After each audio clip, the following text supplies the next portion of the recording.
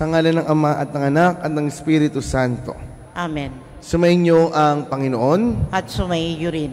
Mga kapatid, aminin natin ang ating mga kasalanan upang tayo maging marapat gumanap sa banal na pagdiriwang. Sinugong tagapaggaling sa mga magsisisi, Panginoon, kaawaan mo kami. Panginoon, kaawaan mo kami. Dumating na tagapag-anyayang mga makasalanan magsisi, Kristo, kaawaan mo kami. Kristo, kaawaan mo kami. Nakaluklok ka sa kanan ng Diyos Ama para ipamagitan kami. Panginoon, kaawaan mo kami. Panginoon, kaawaan mo kami. Kaawaan tayo ng makapangyarihang Diyos, patawarin tayo sa ating mga kasalanan at patnubayan tayo sa buhay na walang hanggan. Amen. Manalangin tayo.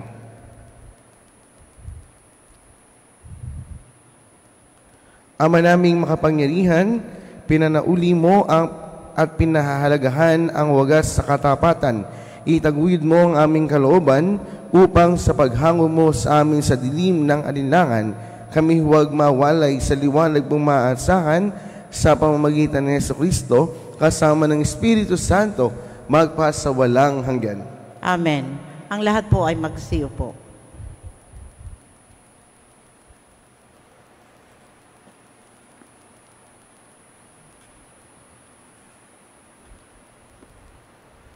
Pagbasa mula sa gawa ng mga apostol.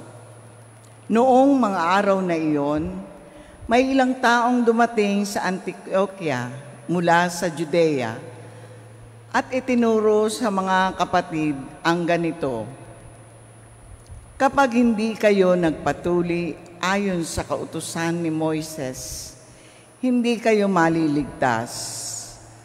Tinutulan ito ni Pablo at Bernabe at naging mainitan ang kanilang pagtatalo tungkol dito.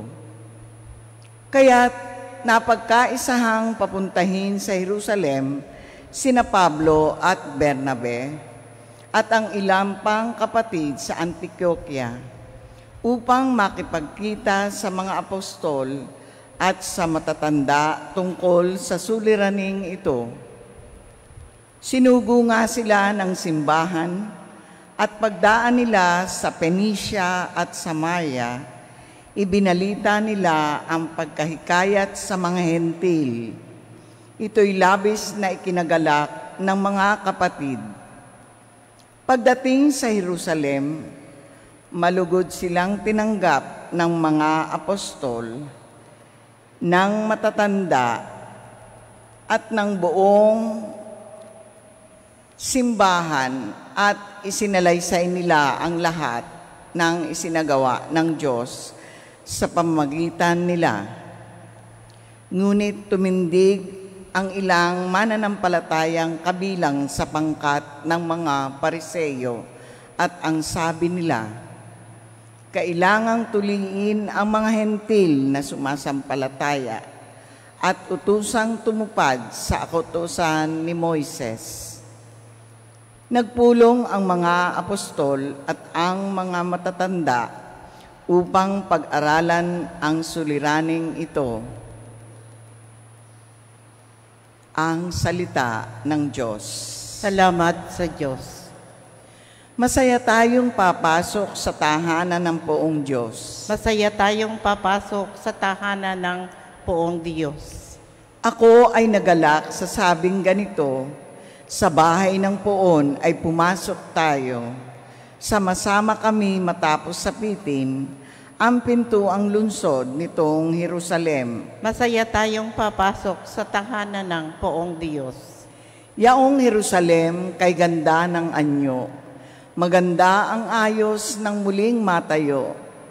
Dito umaahon ang lahat ng angkan, lipi ng Israel upang magsambahan. Masaya tayong papasok sa tahanan ng poong Diyos.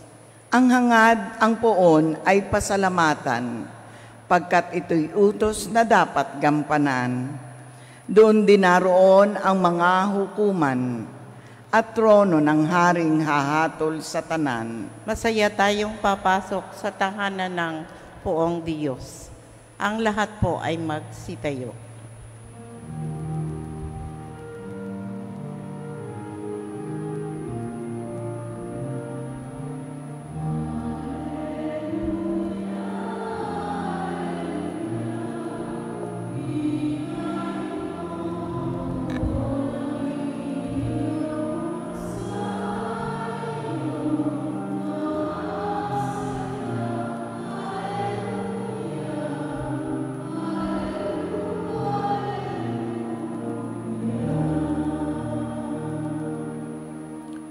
Sumainyo ang Panginoon. At sumaiyo rin. Ang mabuting balita ng Panginoon ayon kay San Juan. Papuri sa iyo, Panginoon.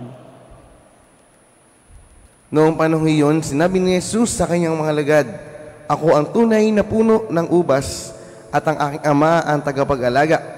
Pinuputo niya ang bawat sangang hindi namumunga at kanya namang pinuputulan at nililinisan ang bawat sangang namumunga upang lalong dumami ang bunga. Nalinis na kayo sa pamamagitan ng salita. Sinabi ko sa inyo, manatili kayo sa akin at mananatili ako sa inyo. Hindi na makapamumunga ang sangang hindi nananatiling nakakabit sa puno. Gayon din naman, hindi kayo makapamumunga kung hindi kayo mananatili sa akin. Ako ang puno ng ubas, kayo ang mga sanga. Ang nananatili sa akin at ako sa kanya ay siyang mamumunga ng sagana, sapagkat wala kayong magagawa kung kayo'y hiwalay sa akin. Ang hindi nananatili sa akin ay itatapon at matutuyong gaya ng sanga. Ang gayong mga sanga ay tinitipon at sinusunog. Kung nananatili kayo sa akin at nananatili sa inyo ang salita ko, hingin nyo ang inyong maibigan at ipagkakaloob sa inyo, na pararangalan ang Ama kung kayo'y namumunga ng sagana, at sa gayoy na patutunayang mga alagad ko kayo." Ang mabuting balita ng Panginoon. Pinupuri ka namin, Panginoong Heso Kristo. Ang lahat po ay magsiupo. Magandang umaga po sa ating lahat. Magandang umaga din po, Padre. Masaya po kami magkakapatid kapag po tagrambutan. Dahil kapag season ng rambutan, nakakita po kami ng bunga o bulaklak ng rambutan at tuwang-tuwa po kami magkakapatid dahil para sa amin ang bunga ng rambutan ay biyaya sa aming pamilya. Dahil ito po yung aming negosyo doon sa Dolores. Dito po kami binuhay ng aming mga magulang. Kapag po kita namin namumunga na ang rambutan, ang dalangin po namin sana'y hindi mapeste para meron po aming biyaya. Kaya nga po, kapag hindi po maganda ang ani o pitas ng rambutan, kami po ay nalulungkot dahil kami po ay nalulugi. Kaya nga po para sa amin, kapag ang puno ng rambutan ay mabunga, para po sa amin, ito ay biyaya. Mga kapatid, nabanggit ko po ang bagay nito dahil po sa mabuting balitang ating napakinggan, binibigyan diin ang salitang puno ng ubas na nagbibigay buhay. At kung ating pong pagninilayan, sinabi po ni Jesus, "Ako ang puno ng ubas, kayo ang sanga, at ang Amang lumikha ang tagapag-alaga ng punong ito." Kaya nga kung ating iisipin, isang puno tayong lahat na nakakonekta kay Jesus. Ang puno na nagkakaloob ng buhay na walang hanggan, at ang biyayang galing kay Jesus ay aagos sa mga sanga niya at magkakaroon tayo ng masaganang bunga. Ngunit ang mga hindi tumatanggap sa grasya ng Diyos, ang ginagawa po ng tagapag-alaga ay pinuputol dahil nakakaagaw po ng sustansya ang mga sangang hindi bumubunga o namumulaklak. Kaya kailangan tanggalin at itapon sa silab. Kaya nga po mga minamahal na kaibigan sa panampalataya sa Diyos, ang mensahe po sa atin ng Ebanghelyo sa umagang ito, nawa lagi tayong nakakonekta sa ating puno na walang iba kundi ang ating Panginoong Hesukristo. Kailangan po nating laging nakakonekta sa Kanya upang tayo ay hindi mapahamak, hindi tayo mawalan ng grasyang kinakailangan. Kaya nga po sa pang-araw-araw nating buhay, pilitin po nating lagi tayong nakokonekta sa Kanya. Huwag na huwag tayong lalayo sa Kanya dahil kapag tayo ay lumago, paniguradong tayo ay mapapahama. Kaya nga po sa misang ito, lagi nating isipin na sa pagdalo natin sa misang ito, inilalagay po natin ang ating sarili o ating koneksyon sa ating Panginoong Hesukristo. Kaya kapag tayo ay laging konektado sa Kanya, paniguradong tayo ay mamumungang kagaya ng isang ubas. Kaya nga po sa umagang ito, hilingin natin sa Diyos na nawa lagi tayong biyayaan ng grasya, grasyang kinakailangan natin upang tayo ay magpatuloy at mamunga ayon sa kagustuhan ng Panginoong Hesukristo.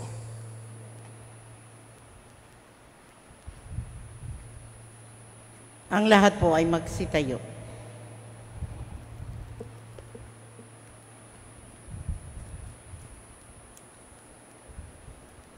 Habang nagkatitipon tayo bilang isang bayang sumasambang sa Panginoon, ilapit natin sa Diyos na ating Ama ang ating pangangailangan ng may pagtitiwala. Sa bawat tugon, Panginoon, dinggin mo ang aming panalangin. Panginoon, dinggin mo ang aming panalangin. Ang pagkakaisang nagmumula kay Kristo, ang tunay na puno ng ubas, naway makahikayat sa lahat ng Kristiyano sa kanyang simbahan.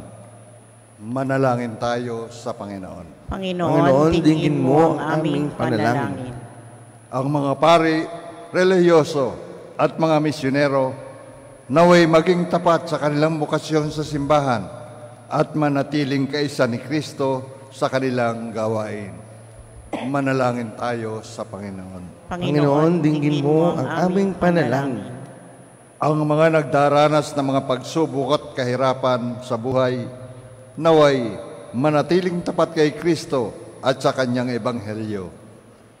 Manalangin tayo sa Panginoon. Panginoon, dinggin mo ang aming panalangin. Ang mga may sakit, naway tingnan si Kristo bilang bukal ng lakas at kagalingan. Manalangin tayo sa Panginoon. Panginoon, dinggin mo ang aming panalangin. Ang mga tapat sa Panginoon na namayapa na, tayo naway manatili kay Kristo magpasawalang hanggan. Manalangin tayo sa Panginoon. Panginoon, dinggin mo ang aming panalangin. Panginoon, wala kami magagawang anuman kung wala ka sa aming piling. Dinggin mo ang aming mga panalangin at panatilihin mo kami sa iyong pag-ibig. Hinihiling namin ito sa pamamagitan ni Kristo ang aming Panginoon. Amen. Ang lahat po ay magsiupo.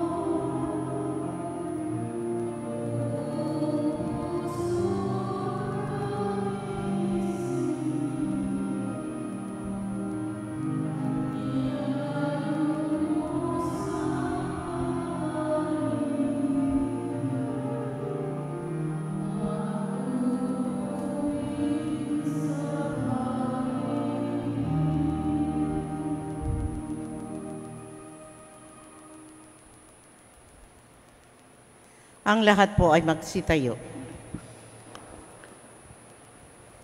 Manalangin kayo mga kapatid upang bagahay natin ikalugdan ng Diyos amang makapangyarihan. Tanggapin nawa ng Panginoon itong paghahain sa iyong mga kamay, sa kapurihan niya at karangalan sa ating kapakinabangan at sa buong sambayanan niyang banal. Ama naming lumikha, ipagkaloob mo kaming ay laging magalak sa pagdiriwang ng Pasko ng pagkabuhay ng iyong anak, upang ang ginagawang patuloy na pagsagip sa amin ay maging sanhi ng aming ligayang walang maliw sa pamamagitan niya kasama ng Espiritu Santo magpasawalang hanggan. Amen. Sumainyo ang Panginoon At sumaiyo rin. itaas sa Diyos ang inyong puso at diwa. Itinaas na namin sa Panginoon. Pasalamatan natin ang Panginoong ating Diyos. Marapat na siya ay pasalamatan. Ama naming makapangyarihan, tunay ngang marapat, ikaw ay aming pasalamatan. Ngayon pinagdiriwang ang paghahain ng Mesiyas, ang maamong tupang tumubos sa aming lahat. Sa paghahain ng sariling buhay at sa pagkabuhay ng anak mong mahal, na muksang ganap ang iyong tahanan at kaming pinaghaharian mo'y naging kasambahay sa pagkamatay niya sa krus na lupig ang kamatayan. Sa kanyang pagkabuhay, naging buhay siyang tanan. Kaya't kaisa ng mga anghel na nagsisiawit ng papuri sa iyo, nang walang humpay sa kalangitan, kami nagbubunyi sa iyong kadakilaan.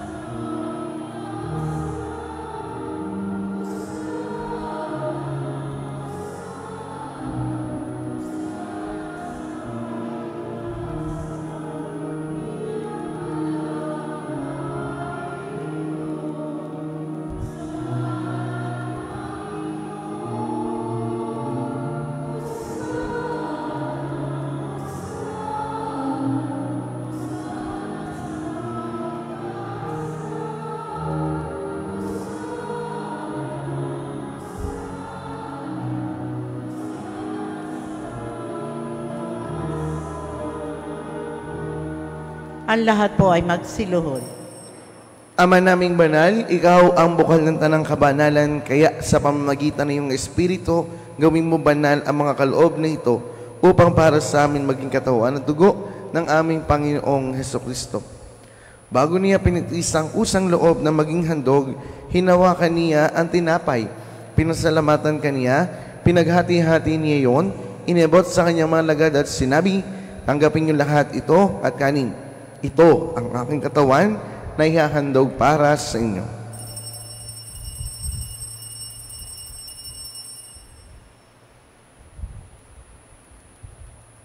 Gayun din naman nung matapos ang hapunan, hinawakan niya ang kalis, muli kaniyang pinasalamatan, iniabot niya ang kalis sa kanyang mga alagad at sinabi, tanggapin niyo lahat ito at inumin. Ito ang kalis ng aking dugo ng bago at walang hanggang tipan.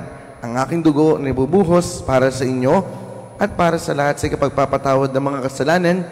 Gawin ito sa pag-alaala sa akin.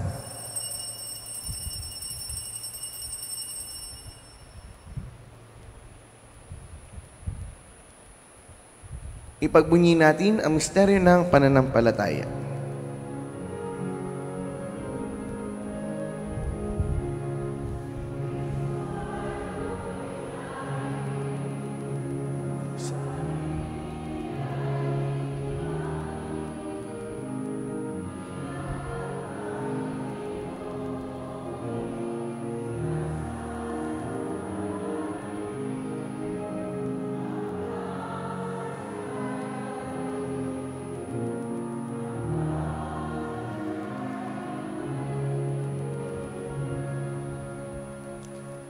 Ama, ginagawa namin ngayon ang pag-alaala sa pagkamatay at muling pagkabuhay na iyong anak, kaya't iniaalay namin sa iyo ang tinapay na nagbibigay buhay at ang kalis na nagkakaloob ng kaligtasan.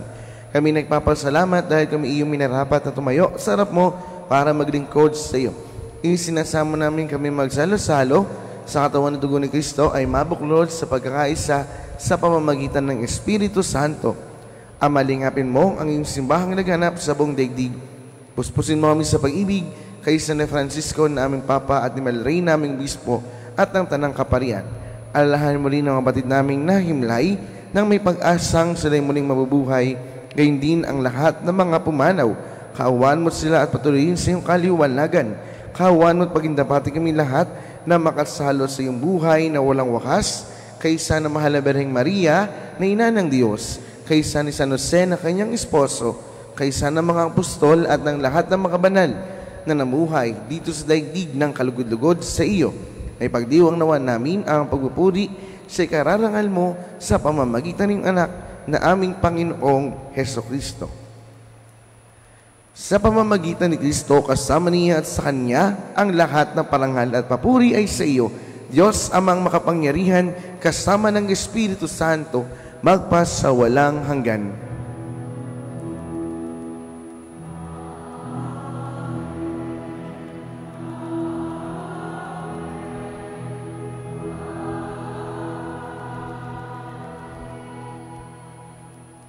Magsitayo po ang lahat.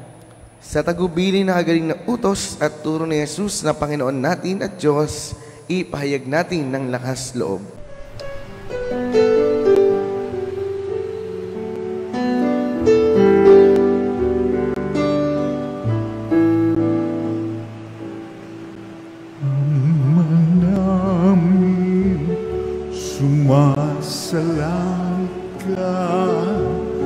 Sambahin ang ngalan mo, mapasamin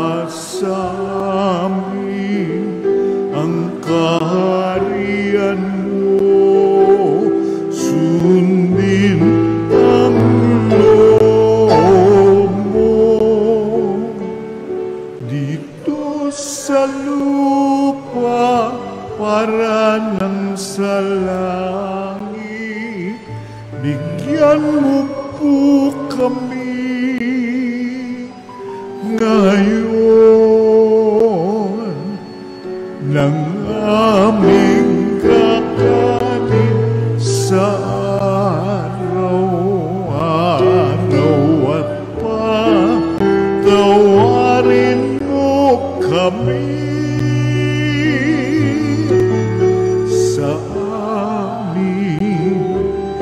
mga sala para ng pagpapatawa namin sa nagkakasala sa amin, at huwag mo kaming ibang dulot sa tukso at yadya mo kami sa lahat ng masama. Hinihiling namin kami ang Diyos sa lahat ng masama pagkalooban ng kapayapaan araw-araw, iligtas sa kasalanan at ilayo sa lahat ng kapahamakan, samantalang aming pinananabikan ang dakilang araw ng pagpapahayag ng tagapagligtas naming si Jesucristo.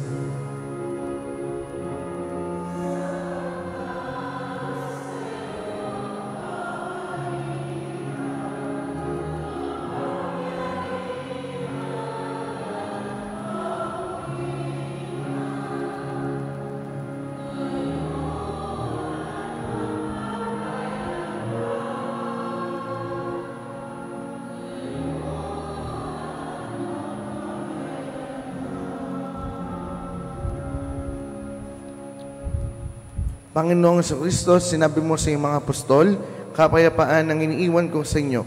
Ang aking kapayapaan na ibinibigay ko sa inyo. Tunghayan mo ang aming pananampalataya at tuwag ang aming pagkakasala. Pagkalooban mo kami ng kapayapaan at pagkakaisa ayon sa iyong kalooban kasama ng Espiritu Santo magpas sa walang hanggan.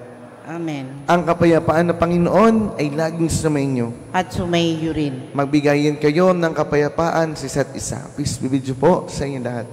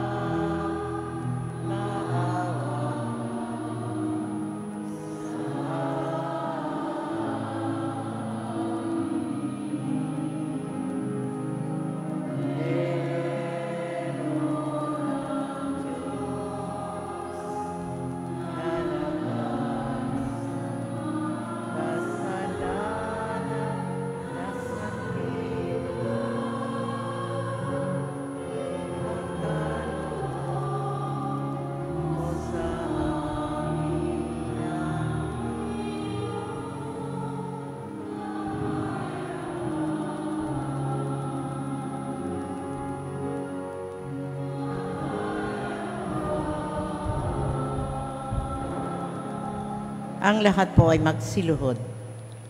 Ito ang kordero ng Diyos, ito ang nag-aalis ng kasalanan ng sanlibutan. Mapalad ang mga inaniyahan sa kanyang piging. Panginoon, hindi ako karapat-dapat na magpatuloy sa iyo. Ngunit sa isang salita mo lamang ay gagaling na ako.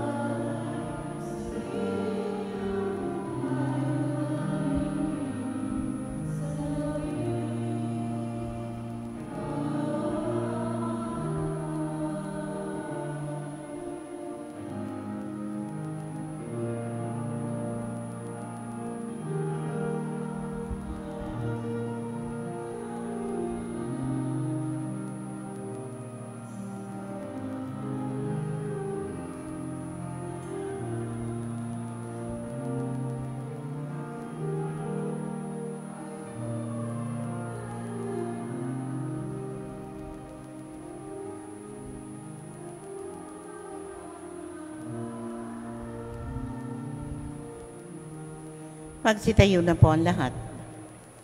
Manalangin tayo. Ama naming mapagmahal, aming mga pagluhog ay iyong pakinggan para sa pagkakamit ng iyong tulong sa amin araw-araw at para sa pagkakaloob mo ng ligayang walang katapusan na pawang itinudulot ng banal na pakikinabang sa pagdiriwang na pagpapalitan ng iyong bigay sa aming alay.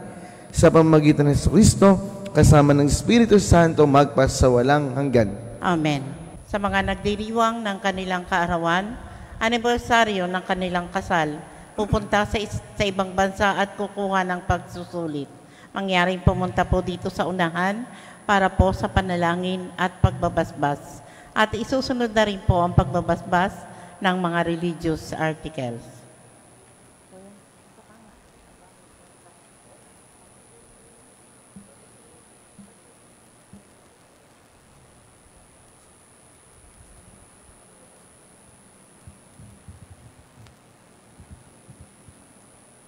Manalangin tayo. Ama naming makapagmahal, sa iyo nagmumula ang lahat ng mabuting bagay. Hinihiling namin nabasbasan mo ang aming mga kapatid na nagdiriwang ng kanilang karawan, anibersaryo ng kasal na katakdang mga ibang bansa at sa ilalim sa pagsusulit.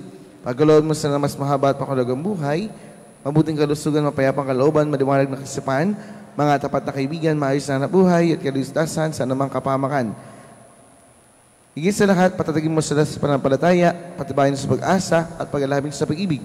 Hinihiling namin ito sa pamamagitan ng Kristo ang aming Panginoon.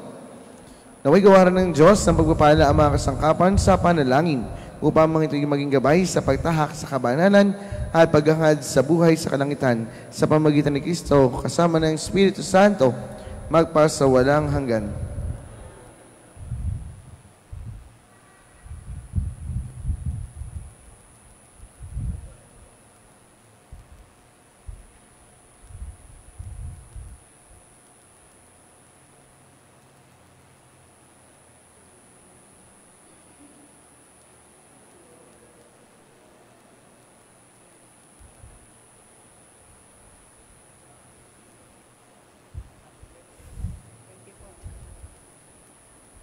Magsitayo na po ang lahat.